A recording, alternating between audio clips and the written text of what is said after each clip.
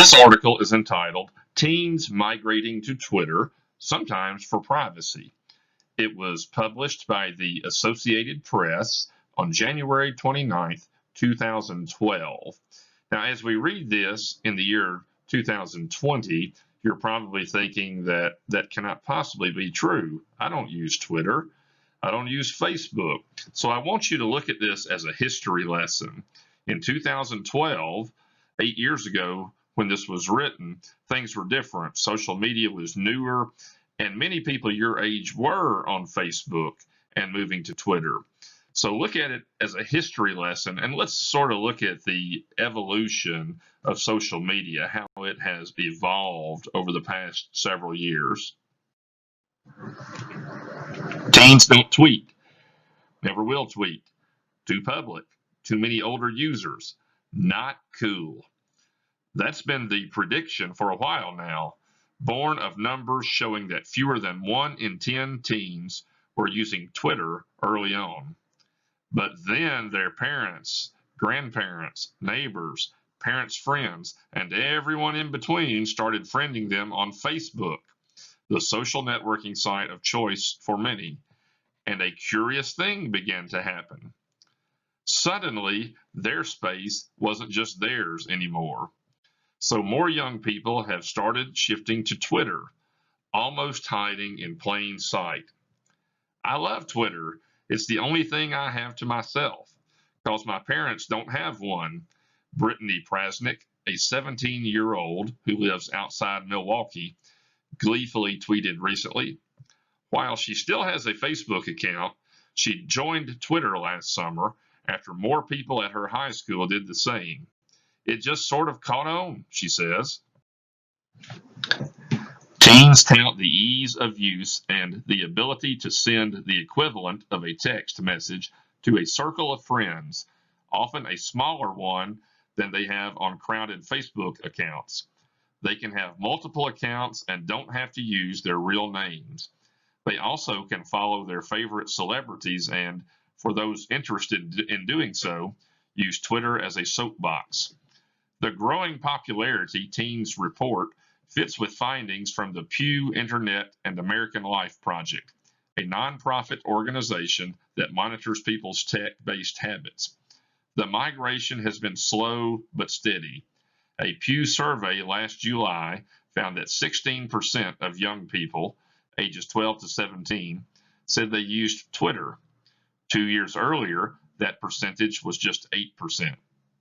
That doubling is definitely a significant increase, says Mary Madden, a senior research specialist at Pew, and she suspects it's even higher now. Meanwhile, a Pew research study found that nearly 1 in 5 18 to 29-year-olds have taken a liking to the microblogging service, which allows them to tweet or post their thoughts 140 characters at a time. Early on, Twitter had a reputation that many didn't think fit the online habits of teens, well over half of whom were already using Facebook or other social networking services in 2006 when Twitter launched. The first group to colonize Twitter were people in the technology industry. Consummate self-promoters, says Alice Marwick, a postdoctoral researcher at Microsoft Research, who tracks young people's online habits. For teens, self-promotion isn't usually the goal, at least until they go to college and start thinking about careers. Social networking is, well, social. But as Twitter has grown, so have the ways people and communities use it.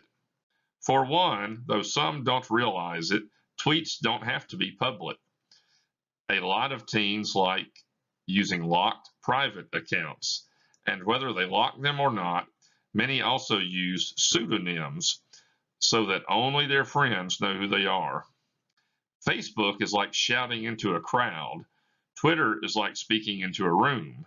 That's what one teen said when he was participating in a focus group at Microsoft Research, Marwick says. Other teens have told Pew researchers that they feel social pressure to friend people on Facebook. For instance, friending everyone in your school or that friend of a friend you met at a football game, Pew researcher Madden says. Twitter's more fluid and anonymous setup, teens say, gives them more freedom to avoid friends of friends of friends. Not that they're saying anything particularly earth-shattering, they just don't want everyone to see it. Prasnick, for instance, tweets anything from complaints and random thoughts to angst and longing. I hate snow, I hate winter, moving to California as soon as I can, one recent post from the Wisconsin teen read. Don't add me as a friend for a day just to check up on me and then delete me again and then wonder why I'm mad at you. Duh, read another. And one more. I wish you were mine, but you don't know what you want. Till you figure out what you want, I'm going to do my own thing. Different teenagers use Twitter for different reasons. Some monitor celebrities. Twitter is like a backstage pass to a concert, says Jason Hennessy, CEO of Everspark Interactive, a tech-based marketing agency in Atlanta. You could send a tweet to Justin Bieber 10 minutes before the concert, and there's a chance he might tweet you back. A few teens use it as a platform to share opinions, keeping their accounts public for all the world to see, as many adults do. Taylor Smith, a 14-year-old in St. Louis, is one who uses Twitter to monitor the news and to get her own small points across. Recently, that has included her dislike for strawberry Pop-Tarts and her admiration for a video that features the accomplishments of young female scientists. She started tweeting 18 months ago after her dad opened his own account. He gave her his blessing, though he watches her account closely. Once or twice I used bad language, and he never let me hear the end of it, Smith says. Even so, she appreciates the chance to vent and to be heard and thinks it's only a matter of time before her friends realize that Twitter is the cool place to be. Always an important factor for teens. They need to realize it's time to get in the game, Smith says, though she notes that some don't have smartphones or their own laptops, or their parents don't want them to tweet, feeling they're too young.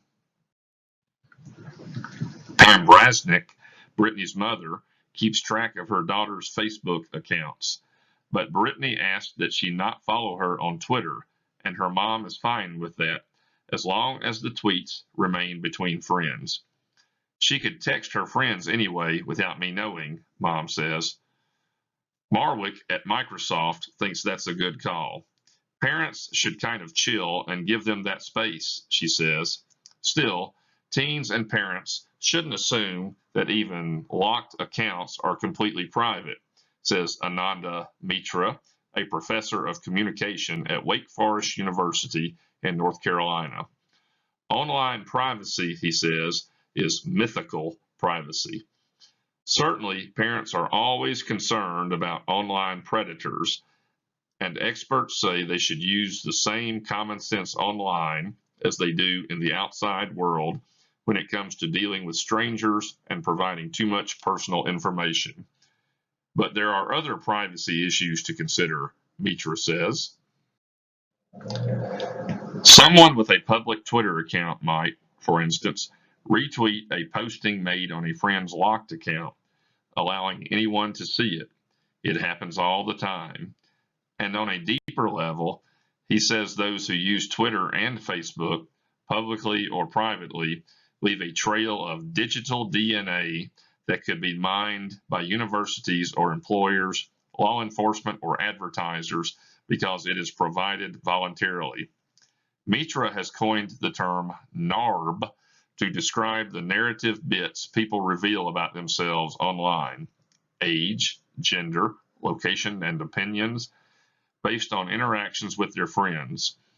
So true privacy, he says, would literally mean withdrawing from textual communication online or on phones, in essence, using this technology in very limited ways. He realizes that's not very likely the way things are going, but he says it is something to think about when interacting with friends, expressing opinions, or even liking or following a corporation or public figure. But Marwick at Microsoft still thinks private accounts pose little risk when you consider the content of the average teenager's Twitter account. They just want someplace they can express themselves and talk with their friends without everyone watching, she says, much like teens always have.